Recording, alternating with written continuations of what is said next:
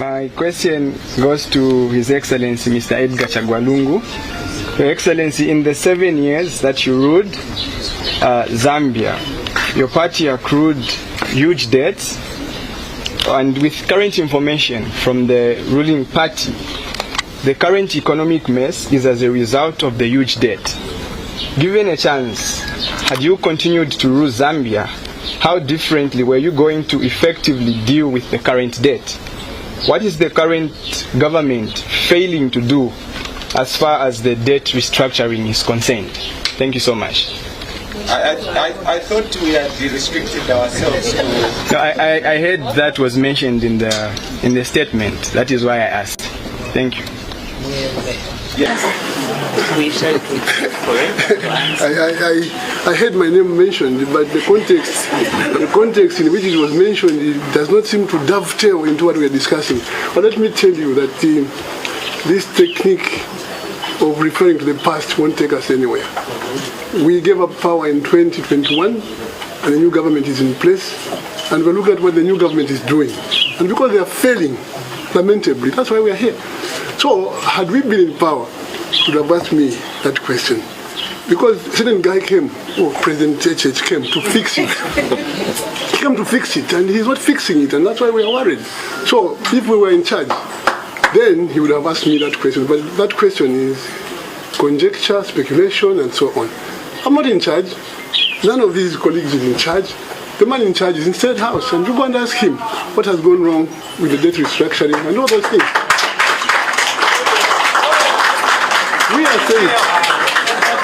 We are saying, on behalf of the silent Zambians, we are fed up. And we are saying, guys, let's think through this and find a solution. If you care to listen to what I said on 28th October when I was remembering my president, Mr. Sata, I said the democracy has diminished. The democratic space is diminishing. PF is in ruins. And I need to come back to PF and help get back PF on his feet. And my carry-on call was, guys, let's work together. That's why we are here. So we are here to work at the economy, the democracy, and all those things which Zambians are complaining about. And if you read through the statement, we are saying, let's come together, put our heads together, all of us as Zambians, in a movement kind of, where civil society, labor leaders, clergymen, traditional leaders, politicians, come together and brainstorm and say, this is where we want to go, and this is how we will go.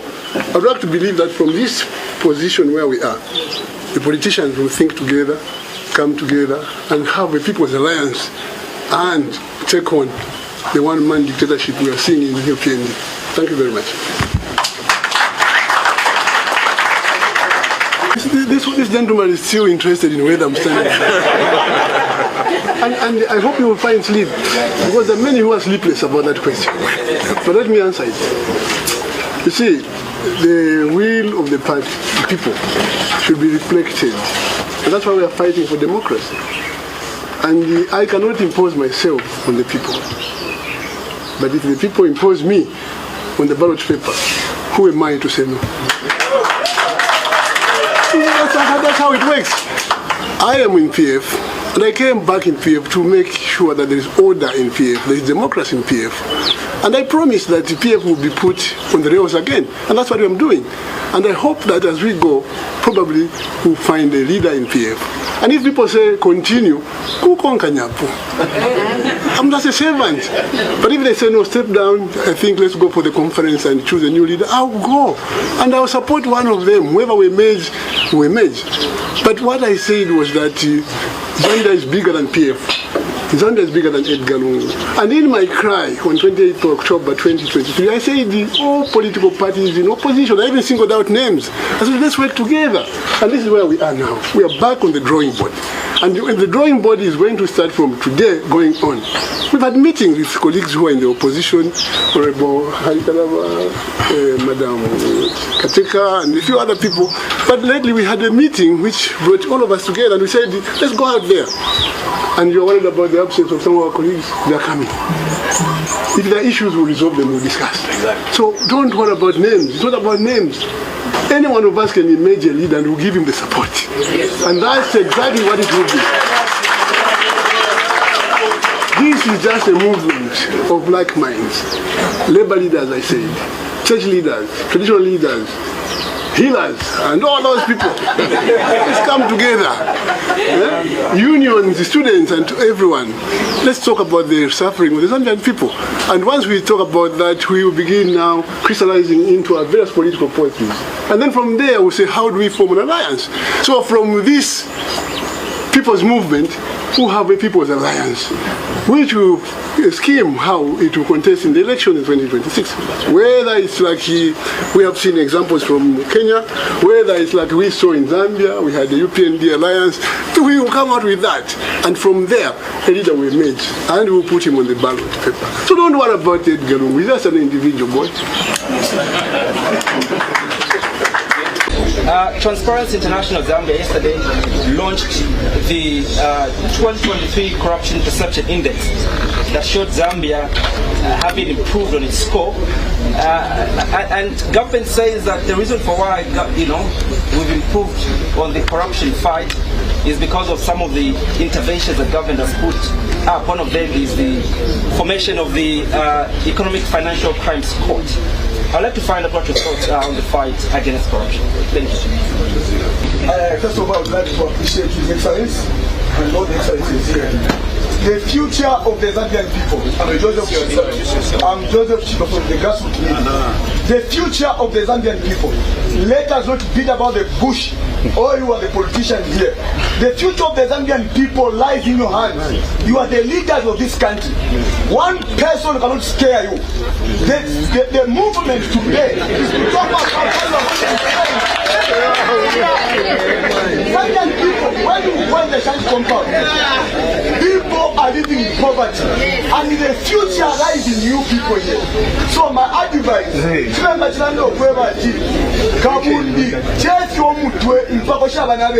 all of you people, you are educated, you have got the love of the people, but there must be only one person to challenge the independence. By doing that, you are going to fight corruption. By doing that, we are going to fight poverty in this country. Zambian people are looking up to you. Let us not beat about the bush. The future of the Zambian people rise directly to your houses, in your offices, wherever you are coming from. Can you be soldiers of this country to defend democracy, to come together, to speak like politicians? I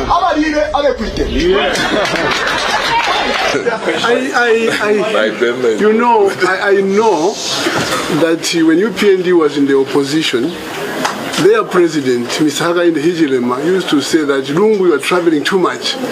There's a post where he said that we should be consulting UPND on how to tackle cholera, and he's doing rounds now. And what happened is that when UPND came into power, they trashed everything that we did, everything that was in existence, including government employees who were in charge of the fight against cholera. And they brought their own team.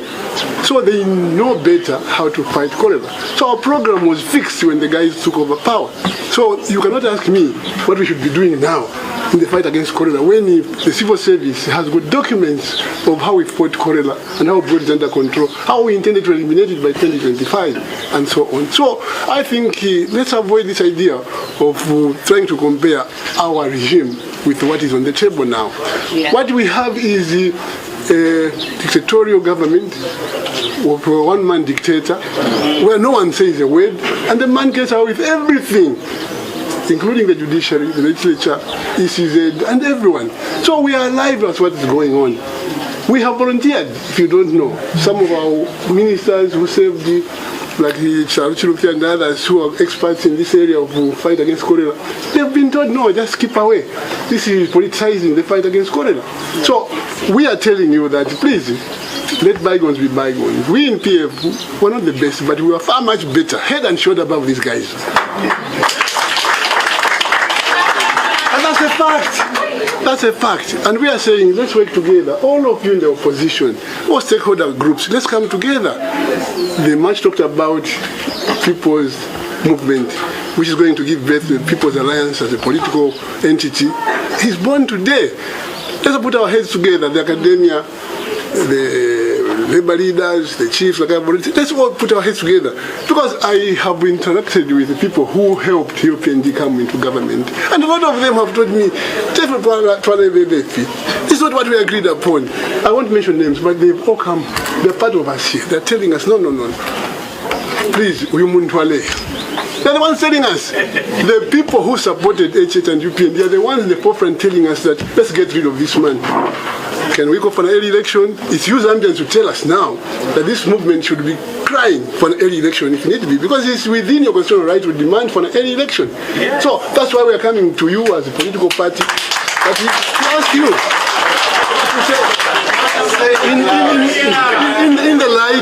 in the light of what we are seeing as Zambians, in the light of what we are experiencing as Zambians, was this man going and his UPND continue up to 2026, or can we put pressure on him to get him to accept that an early election is imperative in the country? Dr. Kaunda gave up power in 1991. He was to run for 3 more years. He himself, President HH, was on record telling people that Lungu has failed. Let's have an early election. So if you Zambians demand that we call upon HH to resign and go for an early election, let's go that route. But it shouldn't come from us. It should come from you. And this is exactly what we are saying. So don't personalize these things and begin saying, well, for cholera, the program of action for cholera fight was in place. But the man came and fixed it. He said this don't work. We who know better are now in situ. We who know better, UPN, are now in situ, who sort out this problem. So now you're asking me, Edgar, what would you have done? I'm no longer there, please, for goodness sake. But if I was, I would have continued that program of action which we are working on with the Ministry of Health, World Health Organization, and every other person. So, Bamwansa, Diamond TV, let's find time and chat. Because what you're asking is obviously known to everybody. They will keep reminding you of the past. The past will not help us. The past can only be a reference point. But if you choose not to work with the past, that's it. But I am telling you that cholera was being fixed. But when the man came, he fixed the fight against cholera. And that's where we are now. So, what do you want me to do? I can only wait until I hear from you that this is how we are going to help government, the people, and so on. And as we go into the future, the people who helped bring UPND into power, who are very disappointed with how they've been betrayed by UPND, will tell us that how can we trust you that you won't betray us when you go to State House? Somebody was asking me that, and I was asking colleagues here, that let's take stock of what happens when people go to State House. Why do they change? HH has changed very quickly. He no longer picks your calls. He no longer talks to you. What guarantee is there when Saki goes to State House, he will pick our phone calls? Can we correct that so that as we take Saki to State House, we make sure he responds to our calls? Can we make sure that he remains the same friend of mine, Saki, when he's in State House? This is the challenge we face here, and the answer should come from you. Because a lot of you supported UPND, and I'm not saying you were wrong, but you didn't know that there is power in there. That power depends on who is handling it. The power that gentleman is using is the same power I had, but did you see what you're seeing now? No, because I was well brought up.